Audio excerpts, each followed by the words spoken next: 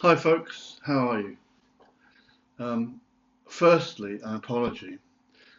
I've broken a promise I think I made. I think it was a promise to myself, really, anyway.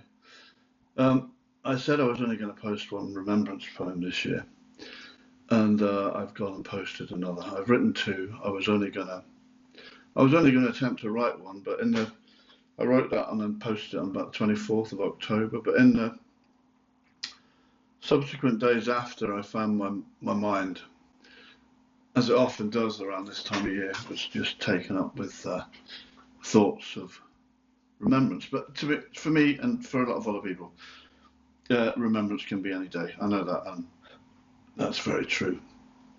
A lot of my friends, a lot of people I know, are kind of mystified by Remembrance Day.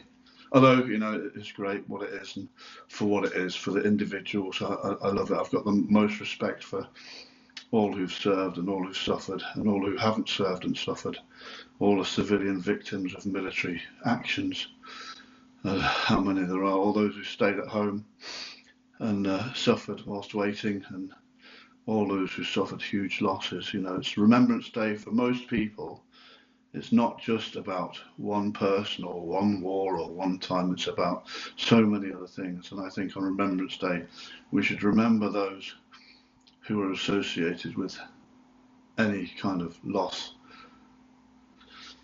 as a result of military action, stupid military action. I mean, and I don't mean that in a way, not all military action is stupid, but most all of it is wasteful and can be avoided. Anyway, I sort of try not to get into the complexities of that. I'm not a pacifist, um, although I hate war. I would pick up a gun again, I would, but only if the things I hold dear were threatened. And that doesn't necessarily mean if I'm told that things I hold dear are threatened. I'd have to know that.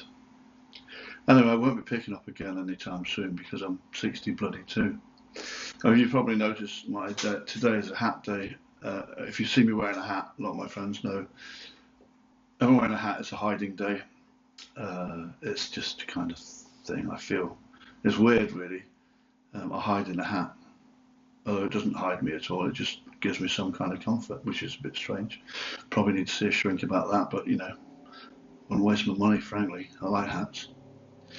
So I was thinking, I wrote this poem, it's very short, but I was thinking about in my life all the hurt that because of what happened to me, and I basically went kind of bonkers and had a breakdown, like many do, and how that impacted on a lot of the people around me. Not everybody, because not everybody understood and not everybody cared to, but especially my mother and father and my wife at the time, and my son, who's probably too young to remember, but even though he won't remember, the impact of me not being around will have affected him. And life is like that for so many who are close to those who serve. I became another person. And I never really got back to the person I was before, and I'm still not now. I'm a different person. I'm kind of healed. I'm all right, but I'm still, we still relapse, and people, people who've been there know what I'm talking about. And I regret those things, but I had to go through them to get to where I am now. And that's life. The tribulations of everyone's life are like that, aren't they?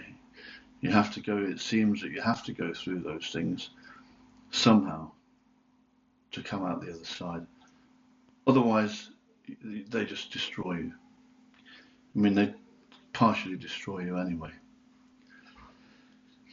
Anyway, I guess this is, you know, remembrance, especially on the telly and on the BBC, and it's very focused, and people get confused about what it's about, and it's about whatever you want it to be about, as far as I'm concerned.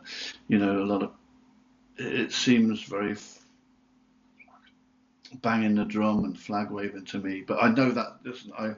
I watched the march past at the Cenotaph today, and I'm in tears. I cry, and we all cry for different reasons, and I cry because I see the waste of it all. And you hear the men talk, and you hear about what's happened to them and how it affected their lives. And largely, they say the same thing. It's the waste of it. And that's what it is, and that's why I cry. The waste of it for everybody.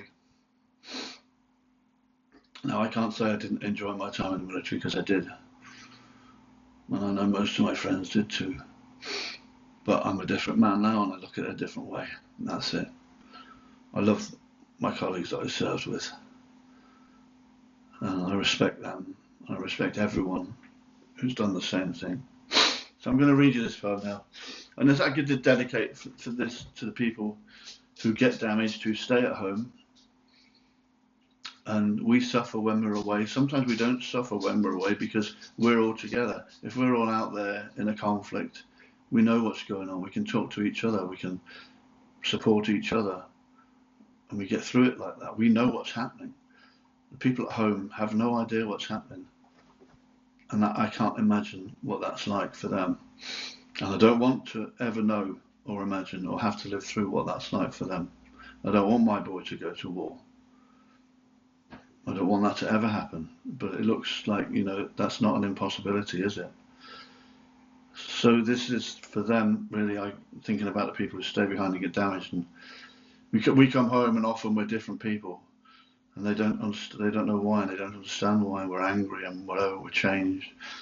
Some people have lost limbs. Some people come home nearly dead. Some people just come home with their brains mashed. Some people come home and seem to be okay.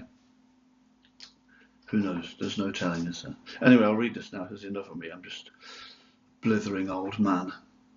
This is called They Also Serve.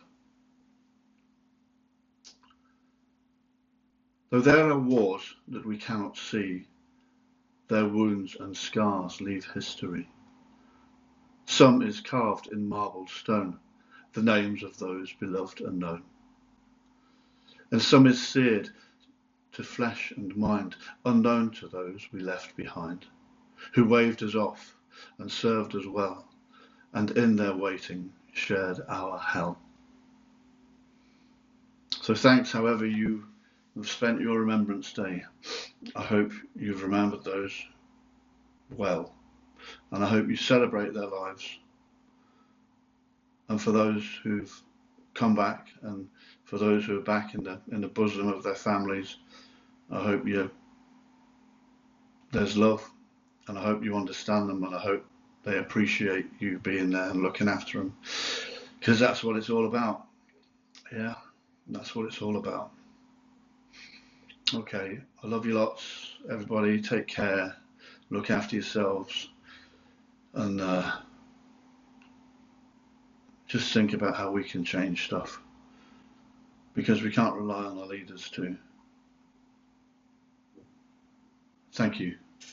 Be cool.